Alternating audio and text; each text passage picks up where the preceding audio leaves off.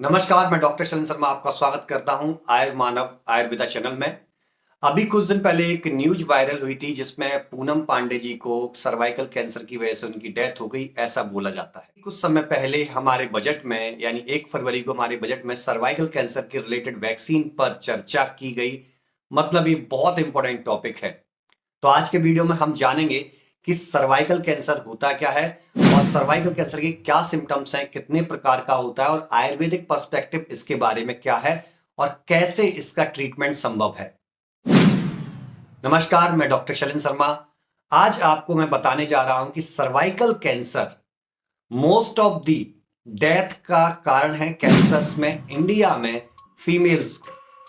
Females में cervix एक organ होता है और उससे रिलेटेड ये डिजीज है। ये मोस्टली उन महिलाओं को होता है जिनको सर्वाइकल हाइजीन की प्रॉब्लम होती है या एचपीवी वायरस का इंफेक्शन होता है, ह्यूमन पैपिलोमा वायरस। इसके मुख्यतः दो टाइप्स हैं, एक एडिनोकार्सिनोमा और एक स्क्वेमस कार्सिनोमा।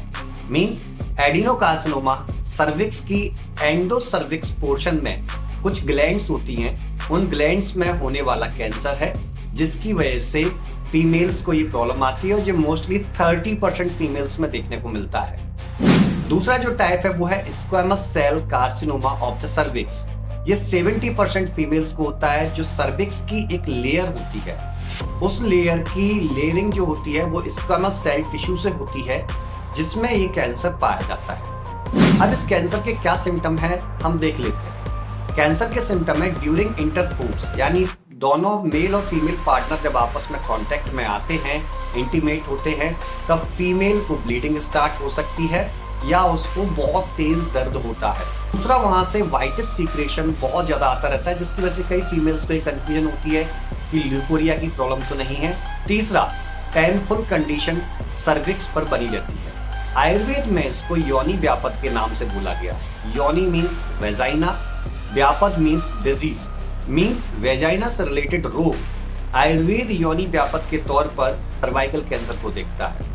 क्योंकि सर्वाइकल कैंसर से बचना बहुत आसान है यदि आप अवेयर हैं, हाइजीन को मेंटेन करते हैं, प्रॉपरली अपने चेकअप्स के लिए जाते हैं, मेंटल स्ट्रेस को दूर करते हैं और अच्छा फूड खाते हैं और मेल पार्टनर के कांटेक्ट में आने से पहले सारी हाइजीन कंडीशंस को फॉलो करते हैं, तो आप इससे बहुत अच्छे तरीके से बच सकते हैं। और अपनी इंडियन गवर्नमेंट का मैं बहुत बहुत धन्यवाद बोलना चाहूंगा कि सर्वाइकल कैंसर पर उन्होंने एक बहुत अच्छा कदम उठाया है। आयुर्वेद में इसको ठीक करने के लिए या इससे बचने के लिए कुछ मेडिसिन बताई गई हैं, जिसमें अशोक यानी कि सराका अशोका प्लांट बहुत अच्छा बताया गया है, जिसका अशोका रिस्ट मार्केट में अवेलेबल है, महिलाएं इसको ले सकती हैं।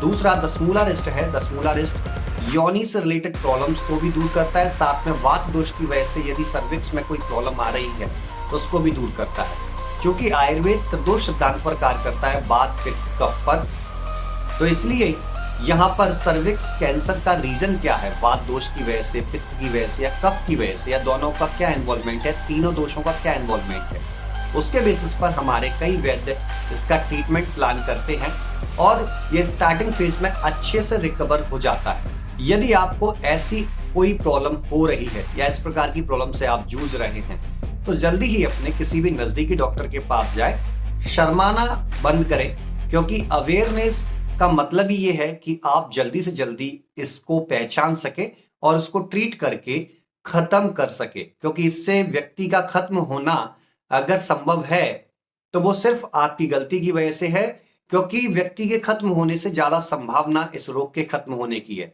तो चलिए, मैं डॉक्टर शरण शर्मा आपसे विदा लेता हूं, तब तक के लिए धन्यवाद।